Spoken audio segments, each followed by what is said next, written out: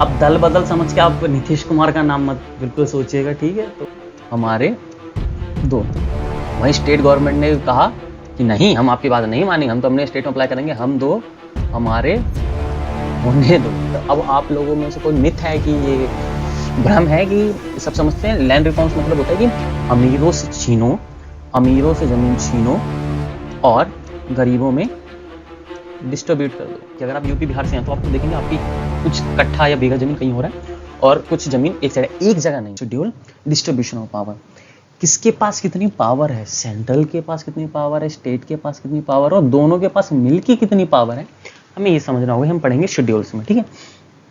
तो मान लेते हैं सेंट्रल स्टेट गवर्नमेंट, तो आप समझते होंगे, मान लीजिए सेंट्रल में अभी स्टेट की सरकार है। सेंट्रल के पास क्या पावर है जो स्टेट के पास नहीं है, और स्टेट के पास ऐसी कौन सी पावर है जो सेंट्रल के पास नहीं है।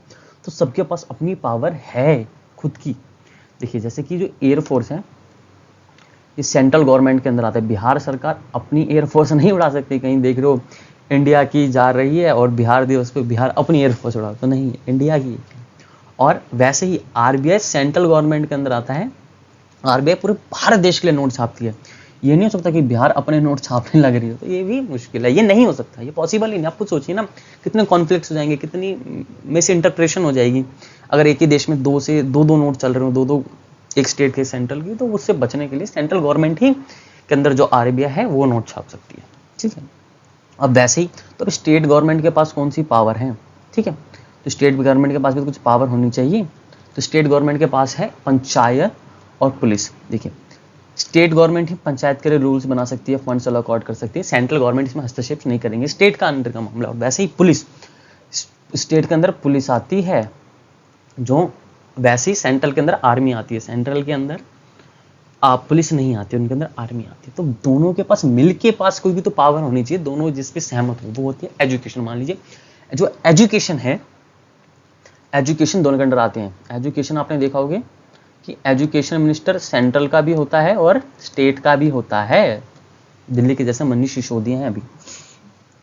तो जैसे एजुकेशन जो है, एजुकेशन मिनिस्ट्री दोनों के अंदर, सेंट्रल गवर्नमेंट के अंदर भी और स्टेट गवर्नमेंट के अंदर भी है।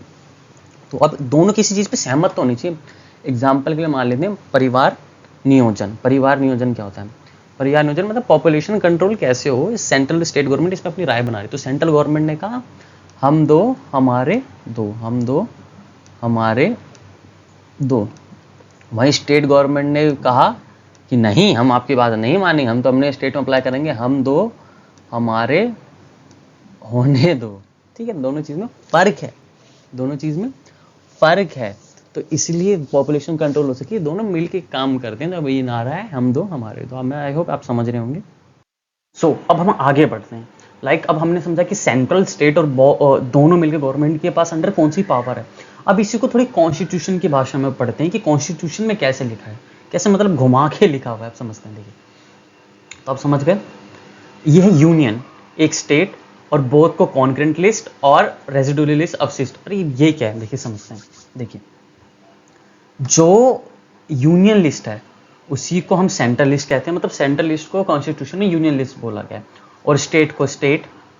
कॉन्करेंट लिस्ट समवर्ती सूची, मतलब थोड़ा घुमा के देख रहे हो कैसे, जो जिसमें दोनों सरकार मिलके, केंद्र सरकार और राज्य सरकार मिलके काम करती है, उसे हम कॉन्करेंट लिस्ट कहते हैं, ठीक है। और रेजिडुअल लिस्ट, भाई ये क्या है, ये तो कुछ नया है, ये तो समझ नहीं आ रहा। देखिए रेजिडुअल लिस्ट क्या है? रेजिडुअल लिस्ट वो है जिसमें आने वाली प्रॉब्लम्स के समाधान के बारे में बोला गया। मान लीजिए कॉन्स्टिट्यूशन में बोला था कि कॉन्स्टिट्यूशन के बनने के बाद आने वाली कोई भी समस्या, फ्यूचर प्रॉब्लम्स है, उसके लिए सॉल्यूशन और रूल्स इसमें बनेंगे। कैसे? कैसे? अपकमिंग। तो हम समझते हैं सोशल मीडिया। सोशल मीडिया इसका बेस्ट एग्जांपल है, किसका? रेजिडुअल लिस्ट का, सोशल मीडिया। क्योंकि कॉन्स्टिट्यूशन के टाइम तो सोशल मीडिया, व्हाट्सएप, फेसबुक नहीं था। तो अब जो डिजिटल एरा का क्राइम चल रहा है उससे कैसे निपटेंगे, उसके लिए रूल कौन बनाएगा? उसके लिए बनाएगा सेंट्रल गवर्नमेंट। तो ये भी किसके पास है?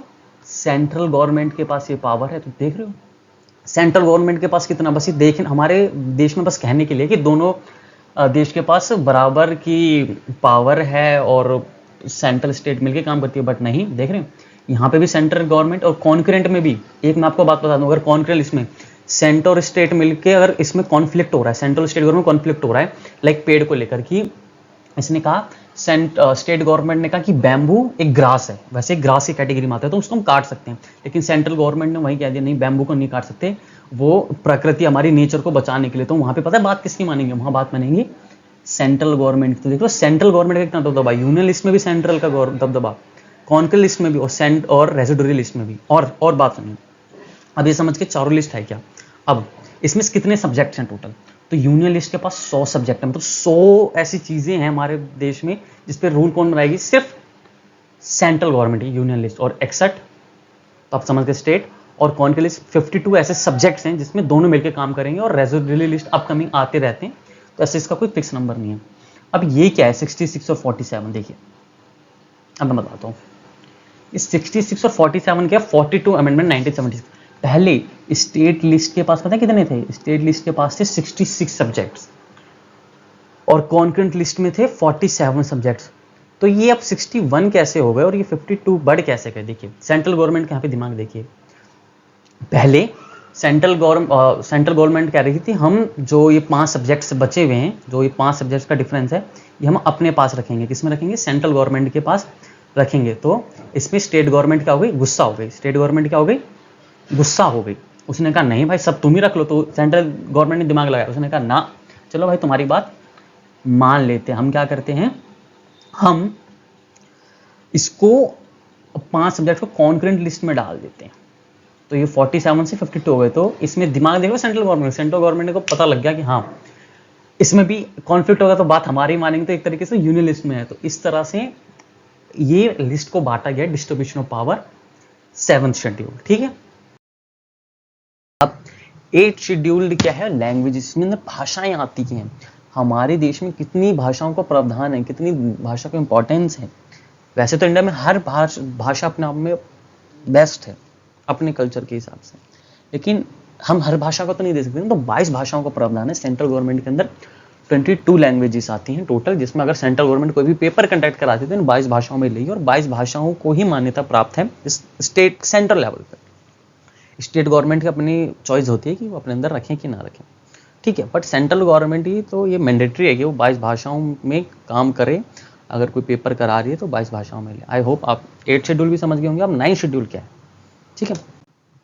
9th शेड्यूल है लैंड रिफॉर्म्स। ये लैंड रिफॉर्म्स क्या होते हैं, लैंड रिफॉर्म भूमि सुधार। अब आप लोगों में से कोई मिथ है कि ये भ्रम है कि सब समझते हैं लैंड रिफॉर्म्स मतलब होता है कि अमीरों से छीनो, अमीरों से जमीन छीनो और गरीबों में डिस्ट्रीब्यूट कर दो, अमीरों से छीनो और गरीबों में बांट दो। ये नहीं है, बहुत गलत मीनिंग है।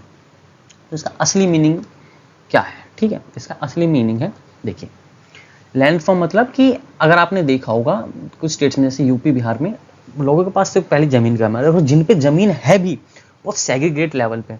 अगर किसी के पास 5 बीघा जमीन है, क्या है 5 बीघा जमीन है, तो 2 बीघा किसी और जगह है, 1 बीघा किसी और जगह है, और 3 बीघा जमीन कहीं और है। मतलब एक जगह नहीं है कि एक ही जगह वो फार्मिंग अच्छे से कर सके। तो यही होता है लैंड फॉर्म कि किसी के पास इतनी जमीन आ जाए, वो सक्षम हो जाए कि वो अपनी खेती कर सके, मतलब एक जगह जमीन करना, ये लैंड रिफॉर्म्स होता है, ठीक है।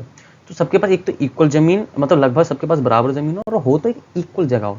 तो ये कहाँ पे अच्छे से इंप्लीमेंट है, किसके पास है, देखिए कहाँ पे इंप्लीमेंट अच्छे से है लैंड रिफॉर्म्स, कहाँ पे नहीं हुआ। देखिए केरल और वेस्ट बंगाल में बहुत अच्छे से लैंड रिफॉर्म्स हुए थे, बट यहीं यूपी बिहार में नहीं हुए। यूपी बिहार में क्यों नहीं हुए, अपनी हिस्ट्री अपनी बात है, कभी इस पर बात करेंगे। बट फिलहाल कितना समझ ले कि जो यूपी बिहार है ना, यहाँ पे लैंड रिफॉर्म, लोगों के पास जमीन है, लेकिन आप खुद देखिए अगर आप यूपी बिहार से हैं तो आपको देखेंगे आपकी कुछ कट्ठा या बीघा जमीन कहीं हो रहा है, और कुछ जमीन एक साइड है, एक जगह नहीं है, अलग अलग है।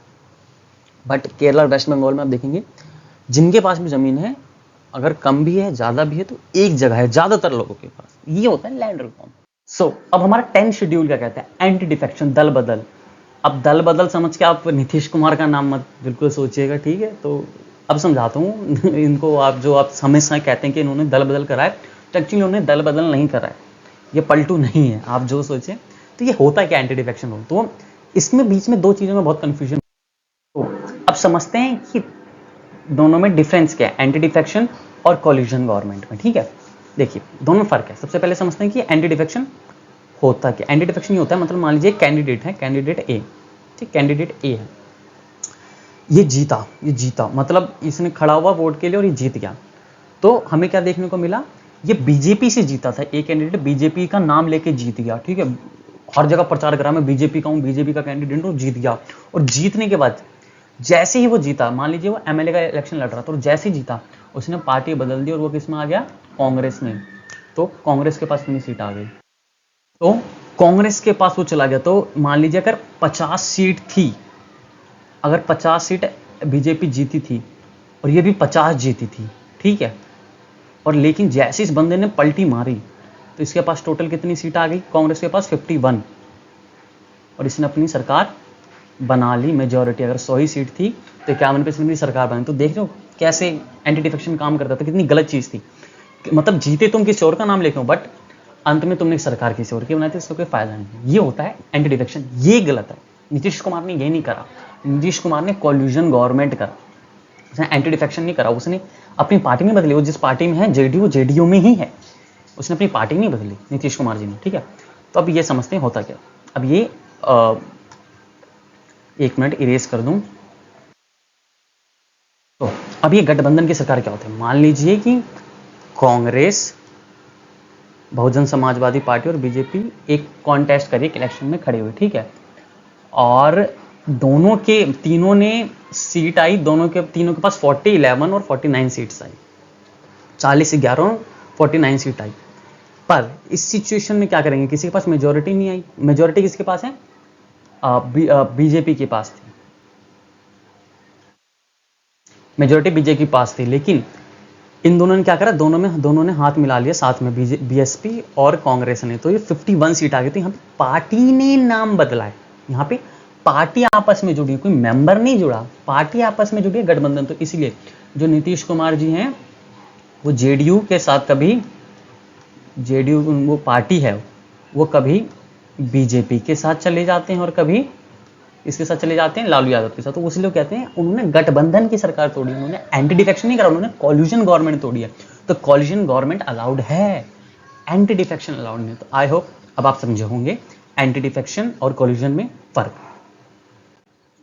अब जो हमारा 10th शेड्यूल है वो पंचायत, तो पंचायत के बारे में आगे ब्रॉड, ये बहुत ब्रॉड कंसेप्ट है, लेकिन इसको हम छोटे में समझते हैं, शेड्यूल में है, क्योंकि अभी हम शेड्यूल पढ़ रहे हैं। तो पंचायत वो होता है, लाइक आपने देखा होगा कि जो भी रूरल एरियाज होते हैं वहाँ पे ज़्यादा, वहाँ की प्रॉब्लम्स को सॉल्व करने के लिए जो छोटे लेवल पे है उसके लिए पंचायत का गठन होता है।